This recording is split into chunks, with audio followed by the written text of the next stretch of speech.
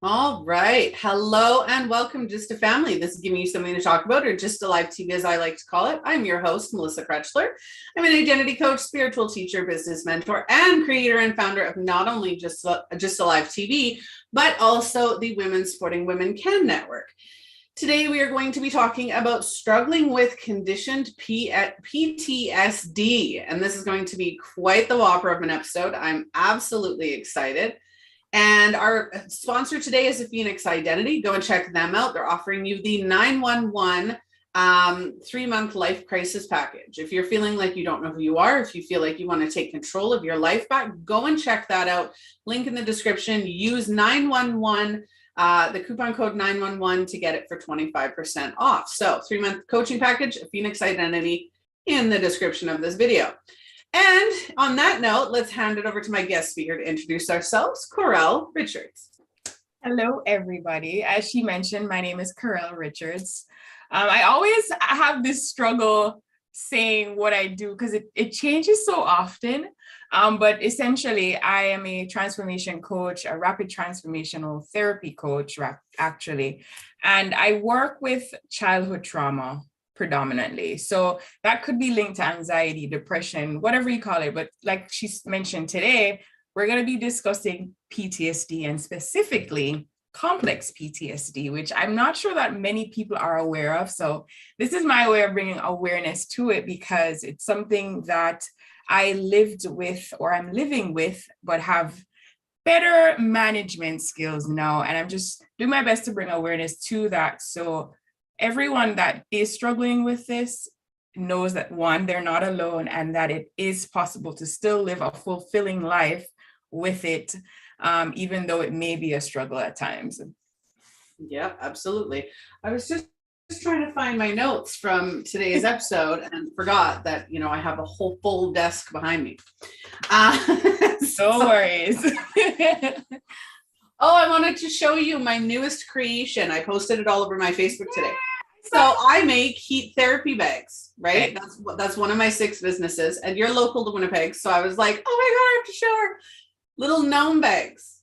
Wow. So what is the purpose of it? Because I saw it on your post, but I was like, what is this? Well, what they do is you pop them in the microwave, right? You pop them in the microwave, you heat them up, and then you use them for heat therapy, right? So if you've got an injury or if you're just cold and you want to snuggle, right? I make them in all different, but I'm obsessed with gnomes. Okay. And so I created the gnome one, which was absolutely fantastic. I'm beyond excited for that. So I had to. It's funny you said one of six businesses. That is one of 6. It is. So the one of 6 that is, I make crystal jewelry and I make heat therapy bags. And I also make fragrance packages. So they're little, how in the closet you can put like a little bag of smelly stuff and that kind of stuff. So that is my local business. Soon to be not so local, but anyway, so today we're talking about, complex PTSD, or I'm going to call it conditioned PTSD just for shits and giggles on my end. Pardon my language, everybody. It's that mode today. People really don't realize that we can struggle from PTSD in different ways. So just to name a few, people pleasing. Yeah. People pleasing is a form of PTSD. It's a conditioned behavior, right? Yeah. And for anybody who knows what PTSD is, normally it's associated with a traumatic event, right? Yeah. And that's absolutely, PTSD is very destructive. It's harmful. It eats at your soul. It's traumatic. Yeah. In itself, not even just with the traumatic event that created it, but PTSD, there's triggers, right? And I think that when we talk about complex or conditional or conditioned PTSD, those behavior patterns that we are taught in those formative years, right? So you can even learn those behaviors when you get older, right? If you're in an abusive relationship, you learn the behaviors of PTSD, or your behaviors that come out of that are conditioned PTSD. Absolutely. Right? Where anything drops on the floor and you're like, right. It's. So I wanted to bring that out because people pleasing is one that I see quite often, especially in my own clients.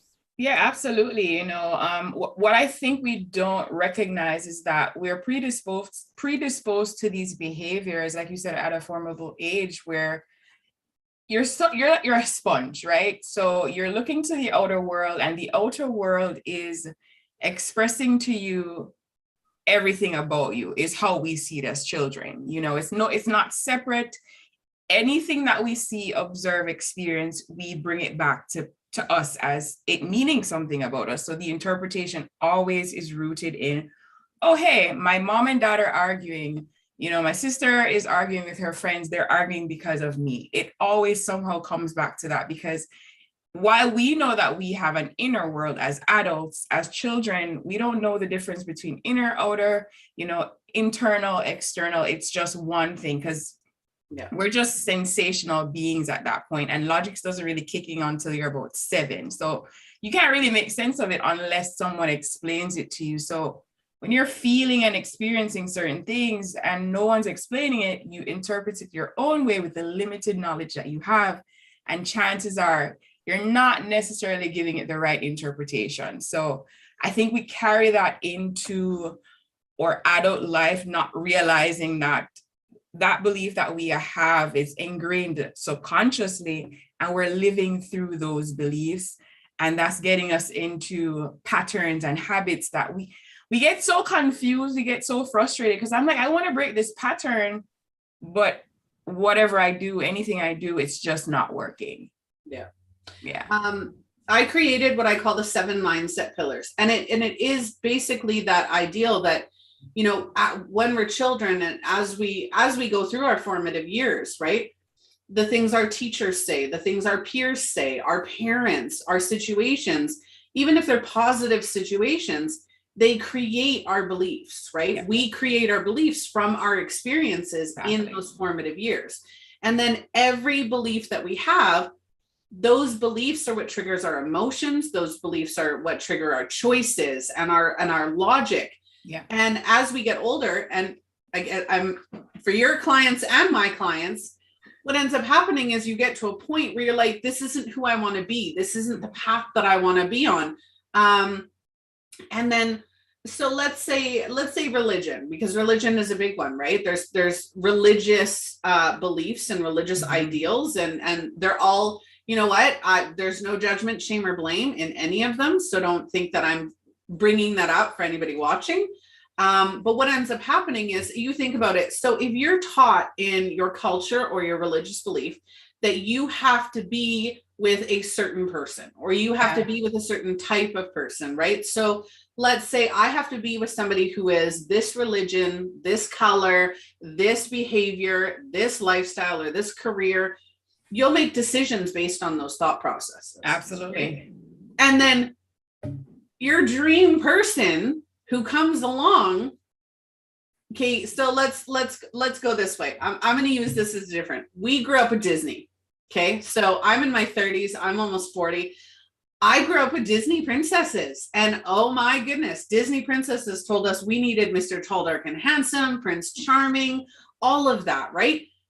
I had PTSD from Disney, because Disney told me that I needed to be a princess, and I needed to Mr. Tall, Dark, and Handsome, and I had to look a certain way, and I had to be a certain way, and he had to look a certain way. I got with Mr. Tall, Dark, and Handsome. He ended up cheating on me and was just no care about me whatsoever, right? He turned into a fucking asshole. Again, pardon my language. Yeah. But that's what I was taught. And it wasn't until I realized that what Disney tried to teach me wasn't what I wanted. Nope. I wanted somebody who made me laugh. I wanted somebody who made me feel secure, safe, loved, acknowledged, and important, right? Yeah. I wanted to feel all of those things. And when I realized that that's what I wanted to feel, it created a different relationship. I've now been married 13 years. Yeah. And you know what? I said in yesterday's episode, my husband is a grade A-hole, but he provides me with everything that I need. Yeah. And I mean, even with what you've just stated, I question, when you say you need all those things, where are those needs coming from? Is it from a space? It's coming from you. Okay. And at least you know that, you know, a lot of people don't recognize why they are looking for certain characteristics. You've mentioned Disney. I can mention culturally, you know, what was modeled to me. You know, I had a very chaotic environment. So most of my relationships have been chaotic. When they're going too good, I decide, oh, I need to start something up. Or the other person decides, okay, this is a little bit too nice. We have to shake this up a bit. And that's a lot of people's story, especially where I'm from in Jamaica, where it's just so noisy. At least in my environment, I can say that my parents were absent. They were absent emotionally, and they were sometimes absent physically. Who were the type of guys that I went for? Guys that are emotionally unavailable and seemingly sometimes physically just unavailable. And I had to check myself at one point when I recognized the pattern, because recognizing the pattern isn't easy at first, because we are so conditioned to point the finger at the people that are causing the harm to us, the pain, the hurt, that we get so lost and so, you know, confused about what's actually happening. So I had to pull back when I realized, after about three relationships, I'm like, why does this keep happening? Like, what am I doing? And I recognized that I was looking for, you know, someone to fill those gaps, those voids that my parents didn't fill, not recognizing that I was also recreating the same dynamic that I had with them. And you get so confused, and you also get very frustrated, because you're like, I'm consciously doing things differently, supposedly, but nothing is changing. The outcome is still the same. So hopefully somebody can relate to that story, because I'm very, very much familiar with that story. And I'm changing that moving forward, because it's being conscious and also doing the work, because this has been 30 plus years of me being this way, right? And I think with complex PTSD, you create this version of yourself that you think is the real you. You're like, oh, I love to be alone. I love my space. I like when, you know, the person is away, so I can have my space, so I can have my autonomy, not realizing that it's because you never had someone to fill your needs, meet your needs, and you had to do it yourself. So that became very much familiar to you. And that's how the mind works. It wants to stick to what's familiar, what's comfortable. So when someone comes to me that wants to be around me constantly, they feel needy to me. It feels too much, because that's not what I'm used to.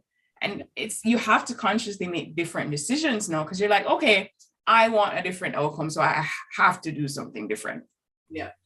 But at the same time, we do. So for me, one of the things that I teach is that, you know, it all comes down to our identity. You asked me when I said that I created my ideal relationship. I did. And it was because I identified what I needed. Yeah. Right. It had nothing to do with them. Okay. Right. So when you're trying to create, let's talk relationship wise, when you're trying to create your ideal relationship, or you're trying to create the space for love, you can sit there and go, well, you know, I want Mr. Tall, Dark, Handsome. He needs to make me laugh. He needs, you know, and we're specifically like, I'm not gender specific here. I'm just, that's the terminology, right? Mm-hmm. But for me, it wasn't, he has to have a good job. He has to have his own place. He has to, none of that mattered. Like the list of things that I expected from that person, none of that truly mattered. Right. So if he was a little bit clingy, because you mentioned clingy, if he was a little bit needy or clingy, then I had to look with myself and go, you know, does that really bother me? Am I okay with somebody? You know, it is absolutely okay to not want somebody in your space all the time. Some people thrive on those relationships, and that's fine. We did an episode on it called Love Your Way at around the beginning of the year, and they partnered. So they were married, they had their own houses, they had their own space, they made time for each other. So they were married, but living in separate houses, right? And that worked for them. Okay. So it really needs to come down to, what do you need as an individual, right? And that's why I work with identity, because everything that we do comes down to, who am I? What do I need? And how can I make that happen? And how can I create the space for other people to fill those roles. Yeah. And that's where the honesty and the transparency comes in, right? And that's in having that self-awareness. At least you are self-aware to know that, okay, this is what you need. And whoever the conversation was happening with before, they know what they need. And that's the struggle. A lot of people don't know what they need. They don't. And even when they do know what they need, they are actually, in a sense, codependent on another person to give them that. Right. And when you become codependent, when that person decides to no longer give that to you, it's almost like your world crumbles. Right. So it's having that healthy interdependent, because we do want to create connections. Right. So congratulations to those people that want to live their separate lives. My question is there connection still happening? Because we're wired for connection. Right. So for me, that may not work. Right. So I would probably have to find someone that works with what I need. But it's essentially what you're saying is find what meets your needs. Find what works with who you are authentically. And I say authentically because a lot of us don't know ourselves, and it takes time. Even I'm still getting to know parts of me. And that's just how it is, because we were programmed, conditioned to be a certain way before. So we kind of lost sight of who we are. And it's just to go on that journey, that adventure, to get to know ourselves again and have fun with that, because it really is fun. Yes, grieve who you thought you were supposed to be, because that does forgive. Exactly. Yeah. Forgive, for sure. I've asked that question before. How many of us have actually forgiven that inner child that is so unhappy because we didn't become the veterinarian, we didn't become the prince, we didn't become the princess, we didn't become a knight in shining armor, whatever that looks like, right? We need to forgive ourselves and say, you know what, it didn't turn out the way that I wanted to as a child, but that's okay, because it's going to turn out even better. Exactly. And going through that. Now, healing that complex PTSD is quite, I'm creating a method right now called the SMARTER method, and I'm in the process of writing the book for that. But the SMARTER method is everything that we do, and it's an acronym. Obviously, SMARTER is an acronym. I'm not saying you have to be smarter, but it is the SMARTER method. But the SMARTER method, the acronym is, and I created this method because when I first started coaching 6 years ago, I wanted to know, what do we need? What do we need to learn? What do we need to know to be happy, healthy human beings? What do we need to know to be balanced within ourselves? What do we need to know for our own identity and how to be self-sufficient, right? So I've created the SMARTER method. Now you can go to the SMARTER method life, the SMARTER method legacy, the SMARTER method love, and you can use the SMARTER method in all of those. But what the SMARTER method is that methodology of how to create a solid, confident, knowledgeable identity. Yeah. Right. And I asked myself again the other day, because my kids are ranging from 8 to 20. And I was doing an episode on children. And I asked myself, what do kids need to know? What do they need to know? And the SMARTER method can be used by kids, by adults, by, the elderly, whoever wants to reconnect to themselves, they can use the SMARTER method to do that, because all of those complex and conditioned behaviors, one of the things we have to ask ourselves is that what we want? Is that aligned to my identity?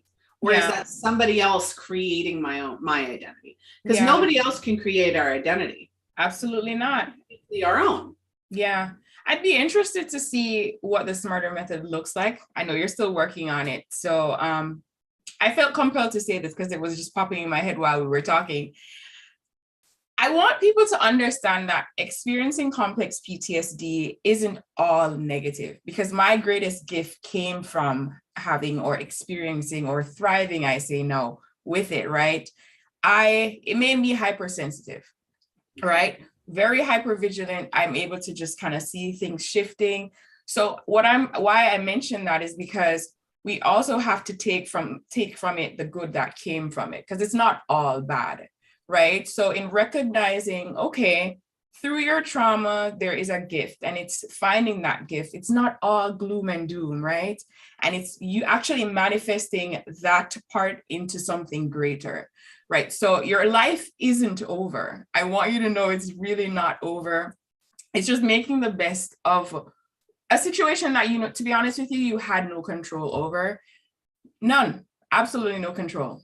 So in my opinion and in my teaching, right, is this is going to sound harsh, so bear with me.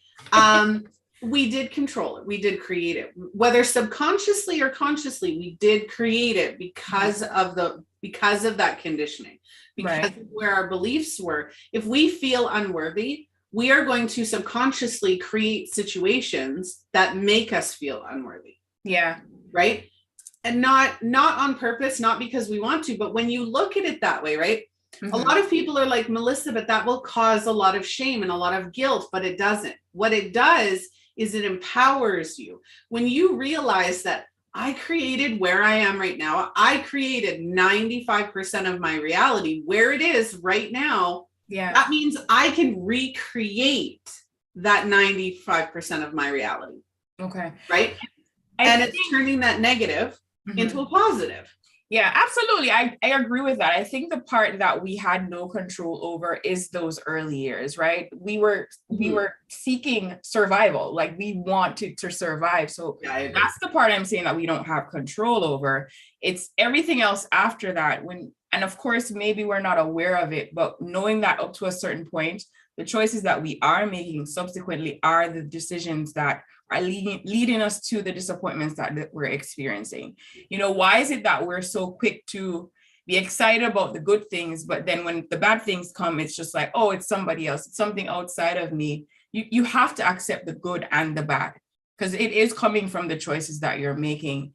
It's just, like you said, not holding shame, not feeling guilt because of those things you've experienced at a younger age. Yes, you are aware of it. Just know that you were age appropriate. That was the moment that you were supposed to make mistakes. Like that was the perfect moment to make mistakes. You know, even in your 20s, perfect moment to make mistakes, because from mistakes, you know what not to do, how not to go about living your life. Yeah. And it's learning those lessons from those situations. And it's when you stop learning the lessons that things begin to crumble. Right? So it's just your responsibility then to learn those lessons and make better choices for yourself. Because I know it feels powerless at times with complex PTSD or conditioned PTSD.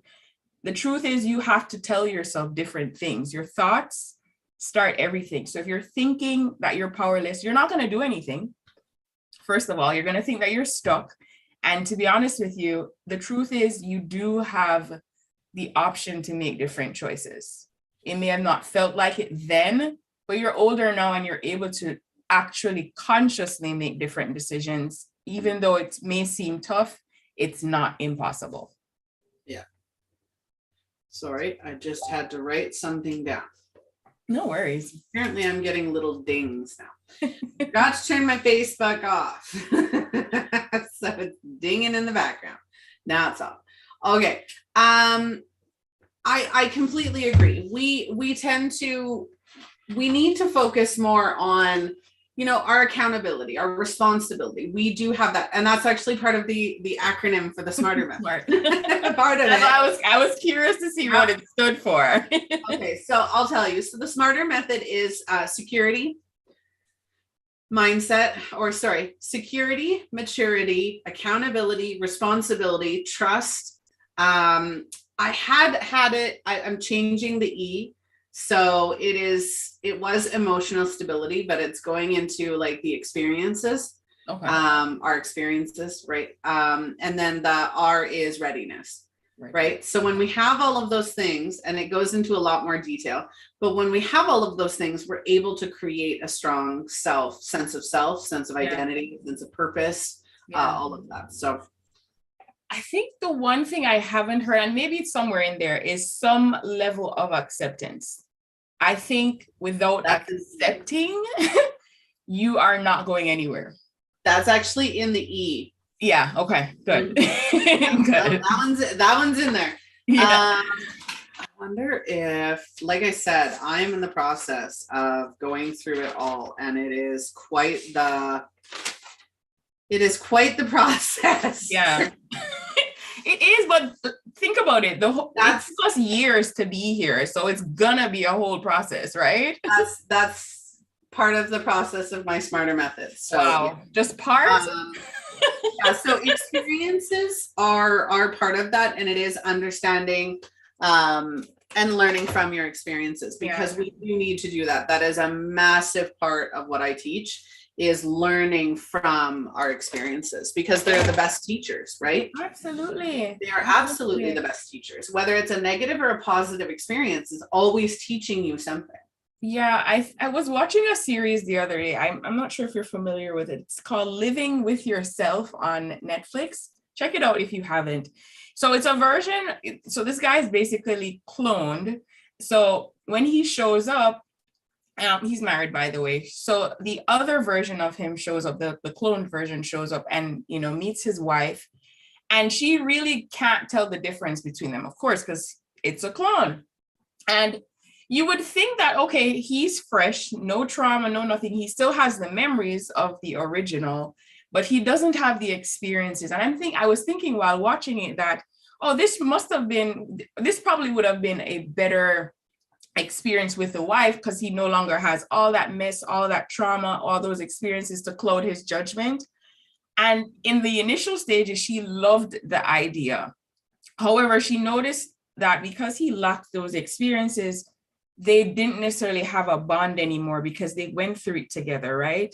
So I mentioned that because embracing your experiences, in all honesty, is probably the most freeing thing that you could ever do, because it gives you so much insight into how, why, and where you are, so much so that it gives you so much value in moving forward, right? If we had none of these experiences, where would we be today? Now I have to write down a new word. Embrace. Yep.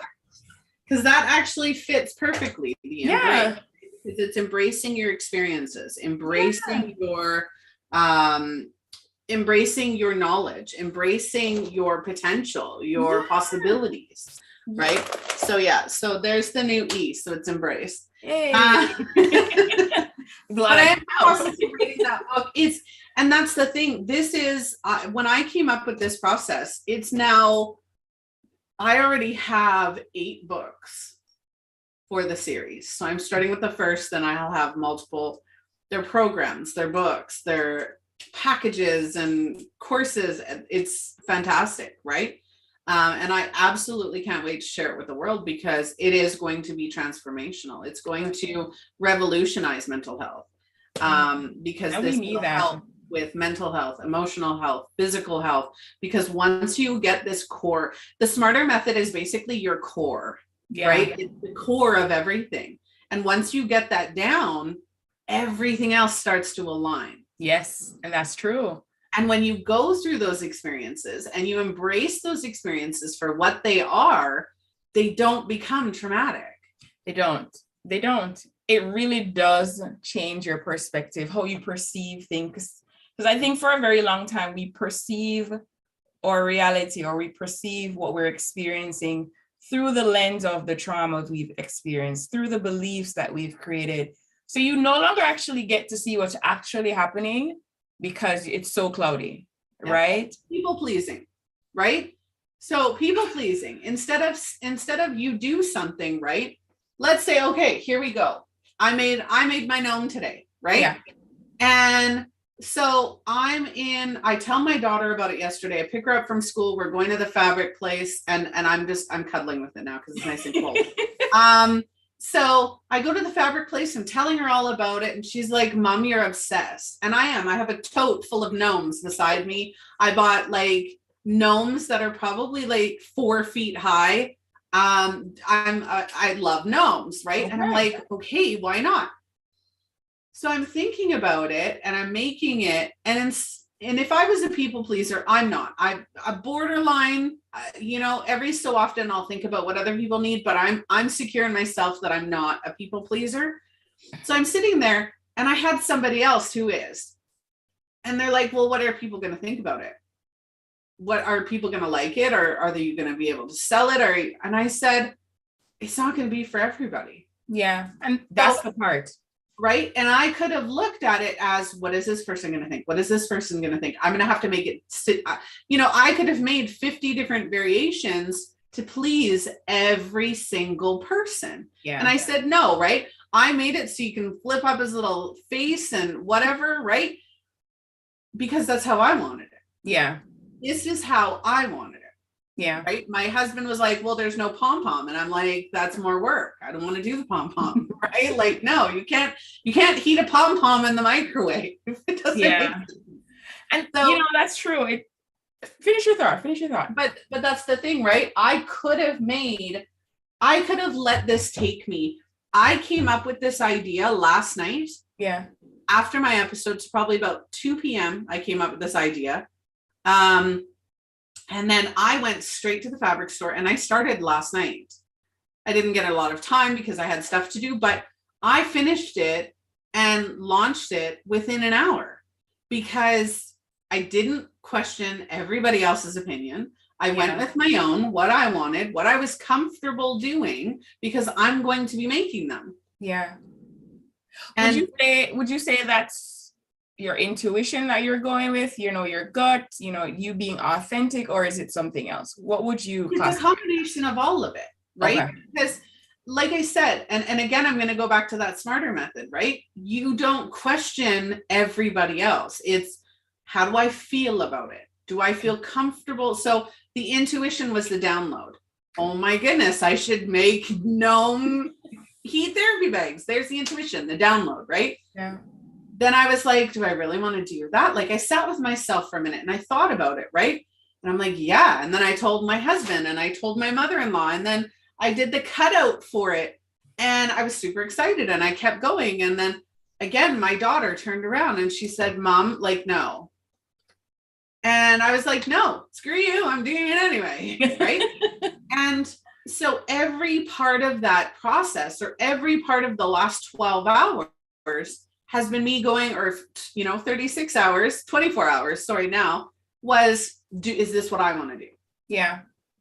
Right. And the confidence and the clarity and the intuition and the ability to say, this is what I want. I'm not out there to please everybody else, but I know there are no maholics like me that are going to buy this. Yeah. You have your audience, essentially. Right. And so it's really just, if I thought about the smarter method, and if I had thought about it and said, no, nobody's going to buy into that, nobody's going to like it, but I know the worth of it. I know the value of it, right? Because it's mine. It's what I'm creating. I'm creating it for me to help the world. Yeah. And like I said, it comes down with that clarity, that confidence, the ability to say, okay, I'm not worried about what so-and-so is thinking. I'm not worried about what so-and-so is thinking, because I'm not going to sell it to them. If they don't want it, they don't want it.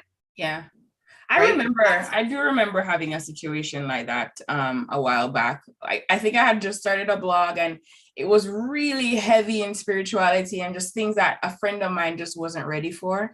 And I remember asking her, just to read through it, give me her, her insight, a little feedback. And she's like, oh, this is a little too heavy. And I was like, okay, when you say it's too heavy, what do you mean? She's like, well, I don't think anybody's really ready to hear this. And I'm like, well, you're not everybody, first of all. And I didn't say it in a harsh way or anything. It was just like, it's your opinion, right? Whoever needs to hear it, whoever needs to see it, will see it. They'll gravitate to it. They'll receive it. You can't please everybody. And I think that's the thought that a lot of us want, is that we want to please everybody. And the truth is, when you start doing that, you lose yourself. And then you are so ungrounded. You have no semblance of confidence, because it's hard to be confident as a people pleaser, because you're just kind of shifting from person to person. So I have to show up like this. I have to show up like this.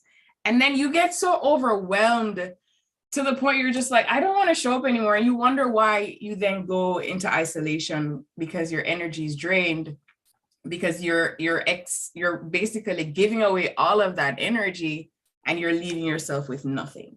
Yeah. Yeah. I was lucky, and this sounds lucky, or won't sound lucky to many. I grew up in a split household. Okay. So there was my one side of the family that was redneck. The other side of my family was very prim and proper. They never intersected.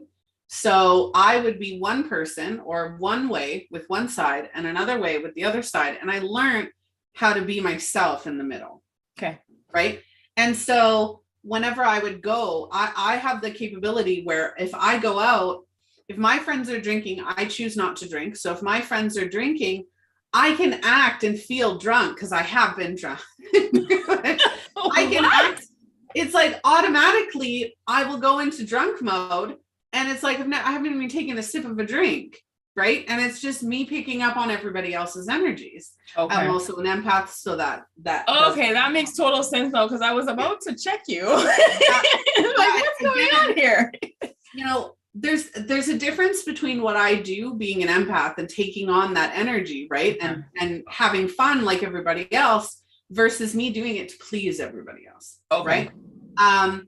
When I'm with my very close-knit friends and my family, I swear like a sailor. When I'm out in public or when I'm doing the show, very rarely will I swear because, you know, I know not the limitations, but I respect I respect the different cultures. I respect the different people. I don't outwardly put, you know, being authentic to yourself and being authentic, even past complex PTSD and conditional PTSD, you can be authentically you and still respect everybody else and still respect the culture, still respect the expectations, right? Yeah, there's a balance. Without giving up your identity. Yeah, absolutely. There is a balance because we don't live in this world by ourselves, right? And even if that was the case, would we really want to? Not really. You know, so we do have to be mindful and considerate of others, but not considerate to the point where it's at your expense. Exactly. Yeah. So that's something to consider when making decisions. And I think you can actually go from being a people pleaser to just not considering people at all. And that also is problematic, right? I agree. Yeah. Flip side of the coin right there. Oh yeah, very, very problematic. I've experienced people like that. And I think also because of my own personal traumas, when you don't consider my need, and of course this came up for me where it's because I wasn't considering my needs. Why? When I saw someone that wasn't, it one, triggered me. Two, it was just like, I couldn't understand, how could you not consider another person? And then you get the backstory for that person and you're hearing, oh, well, they had to be really self-sufficient because they had no one to take care of their needs. So they are so familiar with just being considerate of themselves that the concept of considering another person is not even a concept. Well, take women. Let's take women for a moment. And let's take women in the corporate space. There are women, not just in the corporate space, there are women in male-dominated fields. And I saw a TikTok a few weeks ago, and I actually played it. My husband was in the oil field. A lot of my friends and family have been in the oil field. We do live in Canada, so that's not uncommon. Yeah, right? And so we lived in Alberta and BC for a little while. And I've met a lot of people in the oil field. And so I'm sitting there and I watched this TikTok, and it's this woman's birthday. And she's posting on TikTok, please leave me alone in my place of business. And she is in a very high male dominated field. She's the only woman working in that area or in that location. Yeah. And I guess what was happening for her is the partners or the spouses of her coworkers would call and say, is she at work today? Is she there? And absolutely making the fact that she's at work doing her job an issue. Right? Now, this day and age? Yeah. Oh yeah. This was in August. Wow. Mm-hmm. So the partners were feeling very much threatened by the fact that there was a female employee in a male-driven location. So now add to that, and I had to segue with that. Going back to my original point, though, is that you have women who have to fight, because we're talking women's equality as well, right? I am an equalist. I am not necessarily feminist because feminism has become domination. I am an equalist. I love equality for all. Okay. And in that, you see women who are CEOs, presidents, management, supervisor levels, and you look at them and you interact with them. And I don't know how many women in a supervisory role or a high level role in the corporate sphere, who are very aggressive, very no tolerance, very to look at them, you would think, oh my God, this woman is like, there's a stick up her butt or whatever, right? She is very hardcore. Yeah. And you think about that and you look at that person, and you as a regular employee or as another woman, you can look at her and you can go, oh, I don't like her. You can judge her immediately by the way that she's portraying herself or expressing herself to you. But think about the PTSD that woman is now living with, having to fight and just climb her way up a corporate ladder that is meant or has been conditioned for men. Yeah. Right? You become conditioned to fight. You become conditioned to show no emotion. You become conditioned to let everything everybody else says fall off your back. You have to be conditioned to fight with your employees or be no nonsense because you have to fight harder to prove your worth. Yeah. And it's funny you mention that, because even though that's just an isolated situation, who's to say that those traits or those characteristics didn't exist before, right? And it's just basically her falling into something that she was already predisposed to. So it continues the trauma response. It continues to re-traumatize her, essentially, because who's to say that's not how it was in her household, right? And it's like, what it's doing is reinforcing that this is how I have to show up in this world. And at the same time, too, so one would say it's a choice to be like, okay, well, I've always been this stoic, so me going in an environment like what you just described seems fitting to me because that's my personality anyways. When the truth is, who's to say that wasn't your personality and it's just your way of coping with life? Exactly. But that's why I wanted to that is exactly why I wanted to use it as an example, because that is one of the greatest examples for women in the corporate sphere. Yeah. Is that they, they're cutthroat. They're not being true to themselves. Yeah. Right. Yeah. And you know what, if that is how if you're cutthroat and you're living in your masculine energy, absolutely nothing wrong with that. You know what I mean? But live authentically to you. Yeah. Ask yourself if your personality, if the things that you like and dislike are truly yours. That's what aligned means. That's what authenticity means. It isn't this, fluff and stuff. It is literally being aligned and centered and balanced and authentic to yourself, right? And when you look at those beliefs and you look at those behaviors and those conditioned or complex PTSDs, you think, is this really what I want? Yeah. Is this really who I am? And feel into that answer. And so that's one of the tips for changing that, is feel into that answer. Always ask yourself, is this who I really am? Is this what I really want? Yeah. Am I okay with this? Do I want to continue? And feel into that answer. The way that you feel about that answer will give you your answer. And, that's a challenge too, because you're asking someone to feel that hasn't felt for a long time, right? They've always been of a logical mind. So you saying feel, they're like, I'm sorry, I've been numb for years. What are you asking me? So I think also to add to that tip, it's stepping away from the environment that is adding to the trauma, that is reinforcing the trauma, and going into a quiet space.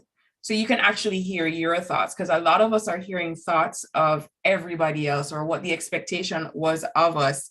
So if you're hearing that versus you're hearing your own thoughts and their thoughts are a little bit louder, it's harder to hear this one, right? So it's quieting everything, removing yourself from that environment and sitting with yourself and being honest with yourself, because it requires honesty. It's not going to feel good at first because it's going to bring, like you mentioned earlier, it's going to bring a lot of shame. It's going to bring a lot of guilt. It's just how you respond to that shame, how you respond to that guilt. All those feelings, they have a role, right? They're telling you, okay, there's a wound here. Let's dig a little bit deeper to see where that wound is coming from. And that work can be really, really messy. That work can be really, really hard, but that work is so empowering. You're no longer just walking around like a zombie. You're actually intentionally making choices that are in alignment with who you are authentically. Yep. And I love that you pointed out that reconnecting to who you are, right? And reconnecting to your own noise, your own emotions, your own words, your own energy. That is absolutely empowering for sure. I've no doubt about it. What else would you like to, we have about 15 more minutes if you want to continue. What else would you like to add? I'm not trying to rush you out. No, absolutely not. No rush taken. What else would you like to add about complex PTSD and about, struggling with it and how to change it? What is there anything you feel like we've missed? I think we've been kind of skirting around talking about what it looks like, but I don't think we've gone into what it is, and what causes it. It's a reinforcement of traumatic experiences, not just one, because you'll have that one experience. And I can use myself as an example. I experienced abandonment at a very young age. Was it intentional? I'm certain it wasn't. However, the way I perceived it, and that's the one thing you have to be mindful of with CPTSD is, was it actually happening versus how we perceived it? And as children, we're always just perceiving. So I saw that my dad left and went to the States, no explanation. In my mind, at the root of that interpretation was he was rejecting me. I felt rejected. No one really gave me the words to express that, okay, he was going away to seek a better life for us. And I didn't know that until later on. So I've been living with the belief that I was rejected for such a long time, not knowing the backstory. And then you get another experience and it keeps reinforcing that belief that you've created at that young age. And I'll just say 2 for now. You experience another experience that then reinforces, oh, so I was rejected again. I'll hear a conversation about my mother talking and it'll seem like I'm bad. I did something bad. So again, I'm being rejected. And it just further reinforces that belief. And then it goes into, okay, why am I alone? You're not realizing that you're alone just because, maybe someone stepped outside of the room for a brief moment. We are so in the moment as children that not having anyone around, we feel disconnected. We start to give it a story. We interpret it that something is wrong with us. And if something is wrong with us, that means that we're not good enough. And then there's another belief that starts to get rooted, right?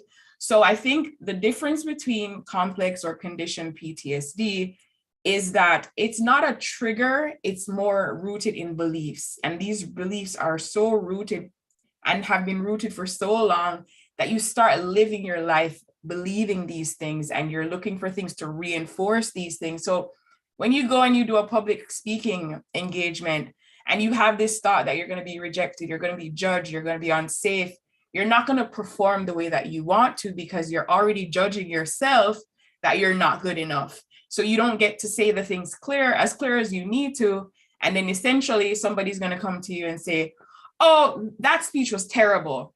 And there you are reinforcing that belief. So it's just your beliefs really are dictating what you're experiencing in life. So it's just for you to go back to those beliefs and understand that they were rooted at a young age when you thought it was true. But the truth is it's not true today because you have control over your life today, even though you were codependent then because you were a child and you needed to survive. Today, you don't need someone to tell you how to feel. You don't need someone to tell you, you're great. You can do those things for yourself because logically that makes sense, right? So it's finding that balance and understanding that you have to question what you're saying to yourself. Those thoughts will dictate how you feel. That those thoughts will dictate, how you show up, and it will dictate what events you experience. So it's just being mindful of how you speak to yourself and just finding some kindness and some compassion in your everyday life, because it's there and it's necessary, and you're worthy of compassion, even when you think you're not. And I think with affirmations, I love the idea of affirmations, but there's always this missing element to it. It's that it's not us today that needs to hear those affirmations. It's that younger version of us that never got those affirmations. So it's hard to believe it when that 7-year-old, that 8-year-old just can't really hear what you're saying anymore. Yeah. And you think about it, we're judged from the day we're born until we become an adult and don't care anymore. We're judged. Yeah. We're judged by our parents. We're judged, I'm the least judgmental person you will ever meet, but do I judge my kids? Absolutely. Do I mean to? No. You think about it though. We are judged about whether we can color inside the lines. We're judged on our speech, on our fine motor skills, we're judged on everything as kids. Yeah. Everything. Yeah. And then if we don't do it the right way or to somebody else's standards, we're judged even more, or we're punished, or the repercussions or whatever. We are conditioned to be tiny little robots and perfect and like everybody else. And that's just not the way it goes. It's not. And that's where we lose sight. The one thing that has helped me, and hopefully it helps someone else, it's knowing that if someone is judging me, the judgment isn't from me, right? It's a judgment that they've already placed on themselves. And what they're doing is really projecting that onto me and telling me now to take responsibility for it. And the person that I was back then would take responsibility for it because I was already judging myself. So if you go from a space of no longer judging yourself, and of course, that is definitely a process, you're no longer judging yourself. There's no one that can come to you and tell you about you. If you have that self-awareness, if you have that self-acceptance, no one can come to you and tell you something about you that you don't believe. Right. So if you ever feel that someone says something and it lands and it has this impact on you, ask yourself, do I believe that about myself? And if the answer, and we're going to be honest with each other, right? We're going to be honest with ourselves. If the answer is yes, that you do believe that about yourself, check where that's coming from. Because chances are it's not even your voice, it's somebody else's voice. Yeah. And honestly, we don't have to like everything about ourselves. Being authentic, unconditional love is it's about loving every part of yourself, right? But you don't have to like them. There's a difference. I tell my kids that all the time. I love you. I will always unconditionally love you. No matter what you do, what you say, I will love you, but I do not have to like you. And right now I don't like you. And don't take it personally. Right? I unconditionally love myself. Absolutely. But there are things that I don't like. I don't like the fact that I'm 60 pounds overweight and it all shows in my stomach and my chin. I don't like that. I don't like the fact that I have rosacea. I don't like the fact that I don't have perfectly white teeth. You know what though? I love myself and I show up and I still express myself authentically. Yeah. Even though there are things that I may not like, because I can choose to change those things. Absolutely. And it's in those moments you figure things out and you're like, okay, I don't like this. It's still being kind to yourself. It's not you turning into, those self-deprecating thoughts that, oh, I'm not good enough, or, I'm a piece of, keep it clean. It's saying, okay, I don't like this about myself right now, but that doesn't mean that I'm less than it. That doesn't mean that I'm unworthy. I'm still worthy of everything that I desire. I just know that I have the choice now to move towards making things different if I want to. Exactly. Yeah. So. Exactly. I'm grateful that we had this conversation. Me too. I was just going to say thank you, because this is my jam. This is the stuff I love talking about. Don't get me wrong. I love all our episodes. But when it comes to mindset and identity, I have recently owned the fact that I am a mental health and emotional health genius. Yeah. I don't Own know. it. I don't know whether there's something else going on, but when it comes to those things, I'm a genius. It's like puzzles for me, you know? And so talking about it and just being aware and helping people understand that it's okay to be where you're at. Yep. If you're struggling with conditioned or complex PTSD, then you're struggling with it. Yeah. Right? No shame, no guilt, no blame. Just, acknowledge, okay, this is where I'm at. Embrace it. You start acknowledging where you're at. That's when the transformation starts to happen. Yep. Because then you are able to find those gems, because you're now owning the truth, right? And once you own the truth, the next step is, okay, well, I don't necessarily like where this is going. So, okay, let's make a change, right? It's when you're like, no, I don't, that's not me. Then where do you go from there? Who is the me that you're looking to? Who are you looking at in the mirror when you wake up in the morning? Who is that me, right? And it's taking that into consideration and just going on a journey, because it really is a journey and it doesn't have to be tumultuous. And the one thing I would suggest is to seek support, right? It's not easy. I am still working through things. As far as I've gone in my journey, I'm still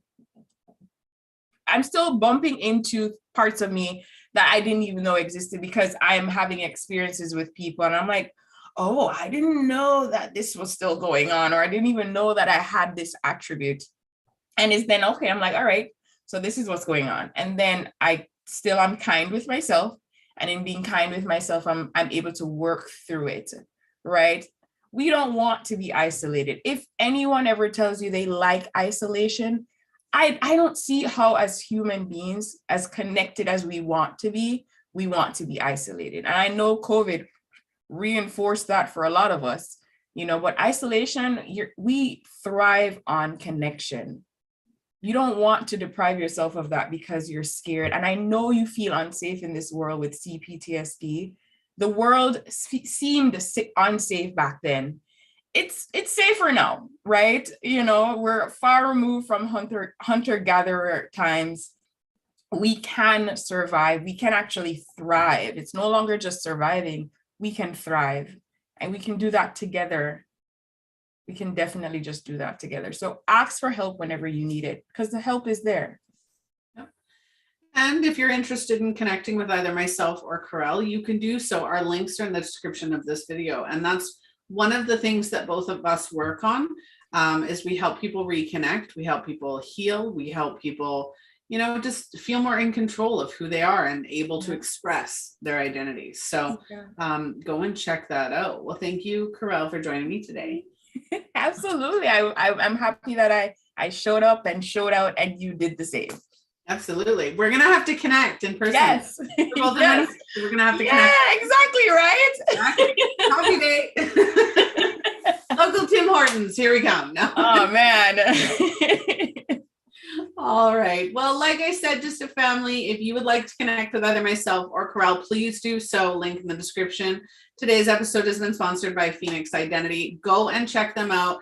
3-month life crisis package. If you are feeling desperate to feel like yourself again, you want to take control back of your life and start making those changes and start living a life you feel blessed to be living. Exactly. Go and check that out. 911 coupon code. Use that one. You'll get it for 25% off. So lots of love, just a family. I hope you had a wonderful afternoon, morning, or evening, depending on when and or where you're watching from. And I will see you all next time.